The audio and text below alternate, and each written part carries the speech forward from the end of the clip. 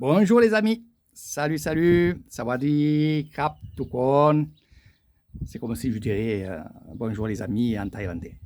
Allez, on va parler de rizières. Vous voyez pas mal de choses sur Facebook, pas mal de belles choses. Il y en a qui me disent je partage, et je signale, et je ci, et cela. Donc oui, ça vous plaît. Donc on va parler des rizières, mais par contre, il y a des moments où, quand vous allez venir, où les rizières seront comme il y a devant, ou après qu'on ait récolté le riz, ou alors pendant qu'il y a le riz. Donc il y a plusieurs périodes où vous allez être avec moi. Et justement, on va parler de la période où on va semer. Et au-delà de semer, on va aller piquer le riz. Donc on a des bottes de riz qu'on va aller dans les rizières et qu'on va hop, planter dans la terre, dans les rizières. C'est ça que je vais vous parler, d'abord de ce sujet-là. Donc, si vous êtes pendant un séjour chez moi, et qu'il y a cette période-là, on pourra aller dans les rizières, travailler. Quand je dis travailler, bien sûr, vous m'avez compris, mais aller avec les gens de mon village pour planter le riz. Comme ça, vous saurez et vous aurez planté du riz en Thaïlande. Ça, c'est génial. Beaucoup de gens me disent, putain, la chance que j'ai eue, c'est d'être là et de planter du riz, quoi. J'ai planté du riz en Thaïlande. Donc, ils étaient heureux. Et moi, j'étais heureux de les voir parce que je rigolais. Je rigolais parce que quand vous êtes dans l'eau avec les Thaïlandais, les Thaïlandaises, euh, ben c'est rigolo. Franchement, c'est rigolo. Mais par contre, ces personnes-là qui ont fait ça, ils ont eu vraiment, vraiment des belles photos, des belles vidéos à ramener chez eux. Et ils me disent, cela, quand je les montre, crois-moi que c'est là où je me dis que j'ai eu de la chance parce qu'on vient en Asie, on plante du riz, quoi. C'est génial, c'est génial. Alors, c'est pas que planter le riz parce qu'il y a des terres où justement on va piquer le riz, mais il y a des terres qu'il faut enlever le riz pour faire les bottes pour après les piquer sur une autre terre. Donc là aussi, vous pourrez assister à, à faire les bottes de riz. Voilà. Donc ça, vous pouvez le faire avec Eric Thailand, il faut juste qu'on en discute. Et si vous avez envie, il n'y a aucun problème. Des fois, quand on travaille un peu avec eux, on mange avec eux et on mange au bord des rizières, là, comme là, il y a derrière, là, derrière ou devant moi. Et ça, c'est génial. C'est génial, c'est génial. Donc ça, c'est la période, vous l'avez vu sur une affiche que j'ai mis, il y a la période de, on va dire, allez, mai, juin, voilà, où on va planter le riz. Et après, il y a l'entretien des rizières. Donc là aussi, c'est génial parce qu'on va planter encore une fois le riz dans des trous. Dans des trous où on appelle ça éclaircir. Hein. On va éclaircir d'un côté parce qu'il y a trop de riz et on va les mettre de l'autre côté où il y a un espace vide et on va planter ce riz-là dans cet espace. Voilà. Ça, vous pourrez le faire aussi. La chose aussi qu'on fera, c'est que les rizières, ça ne pousse pas comme ça. Les rizières, c'est aussi désherbé. Et oui, parce qu'il y a des herbes aquatiques. Par contre, ces herbes aquatiques, on en mange. Et oui, on en mange vraiment, vraiment. Et ça, c'est génial à faire. Donc, vous pourrez aussi faire ça. Donc, c'est pour ça que je vous dis, il y a vraiment, vraiment plein de périodes. La période aussi où c'est fini. Donc là, je ne vous dirai pas les dates, je vous les dirai dessous la vidéo, parce que sinon, ça serait trop long de vous dire les dates, telle date, telle date, telle date. Et après, il y a, bien sûr, la récolte. La récolte, c'est bien aussi à voir, à faire. 24 heures sur 24, il y a des engins, j'appelle ça moi des rieuses, c'est plus joli. Des rieuses qui sillonnent toutes les rizières, nuit et jour. Et pendant presque un mois, ils vont faire ça à récolter. Mais il y a aussi la récolte à la main. Donc à la faux, ils vont le faire à la main pour faire des bottes. De là, les bottes, on va les laisser un peu sécher. Et de là, on va frapper le riz pour récupérer le riz. Ou alors, on va les faire passer à une machine. Donc là aussi, ça, quand vous serez dans cette période-là chez moi, en séjour chez moi, on ira voir ça, évidemment. Il y a aussi, derrière ça, on va faire repartir les animaux. Donc les vaches et les buffles, ils vont aller paître dans cet espace immense, immense. J'appelle ça la mer verte. Et dans cet espace immense, on va aller faire partir les animaux, donc les vaches, les buffles. Et ensuite, qu'est-ce qu'il va avoir? Il va avoir la cueillette. De suite après la récolte du riz, il y a des équipes qui vont se mettre au bord des rizières et ils vont aller faire la chasse au rat. Eh oui, mes amis, la chasse au rat.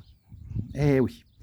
Donc ça, ce ne sera pas pour nous. S'il y a des endroits que je connais et qui sont là, on ira voir comment ils chassent le rat. Ça, il n'y a aucun problème. C'est bien de le voir aussi.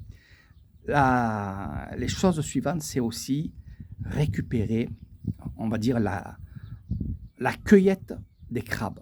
Parce qu'il y a des crabes ici, des crabes d'eau, des crabes de terre. Je ne sais pas comment vous allez appeler ça. Nous, on appelle ça les crabes de rizière, évidemment. Donc, on va aller avec une petite bêche, avec un petit seau, et on va aller récupérer les crabes. On va aller récupérer aussi les grenouilles qui sont enterrées. Parce que comme on a récolté le riz, ça veut dire que ça, c'est le départ de la saison sèche qui se fait à peu près vers le mois de novembre, mi-novembre, fin novembre. On commence à faire ça. Donc on fait la petite cueillette. Mais aussi, il n'y a pas que ça. On fait la cueillette aussi des petites palourdes. Ça, c'est très, très bon aussi. Donc, si vous êtes prêts et prêtes, ben, on fera pareil. On ira dans les rizières, quitte de faire une petite matinée et on fera avec, bien sûr, les habitants d'ici, évidemment. Donc, cette période, j'adore aussi. Cette cueillette, j'adore parce qu'il y a plein de choses et c'est rigolo. Franchement, c'est rigolo. Donc, vous voyez, il y a plein de choses à faire ici toute l'année. Il n'y a pas que ça, il y a beaucoup de fêtes aussi. Mais là, on parlait des rizières. Et c'est vrai que c'est très, très beau. Alors, d'un coup, vous aurez les rizières qui vont être très vertes. De là, ils vont être sèches quand on aura récolté le riz. Une fois que ce sera comme ça, vous voyez, comme ça. Et là, dans quelques temps, on va aller travailler les terres. Ça veut dire que les tracteurs vont aller et vont labourer le terrain. Et là, tous les terrains sont nickel, ils sont labourés, prêts à jeter le riz.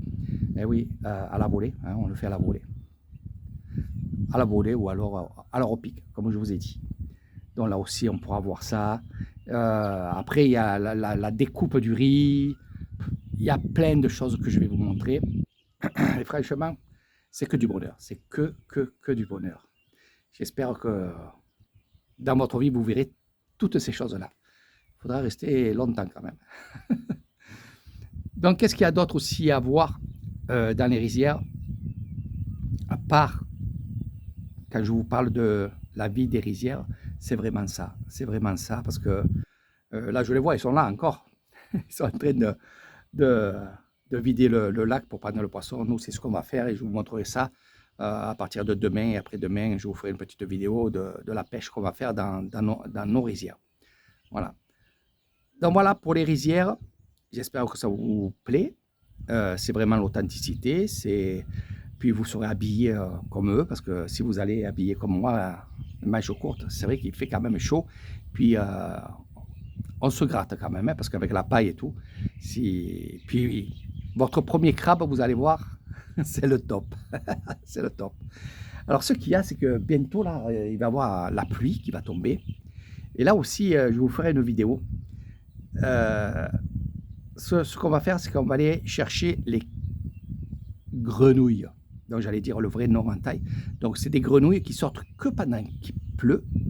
Sur les routes, comme les escargots, quand il pleut, ben, vous avez des escargots sur les routes. Et ben là, finalement, vous avez des grenouilles qui s'appellent euans.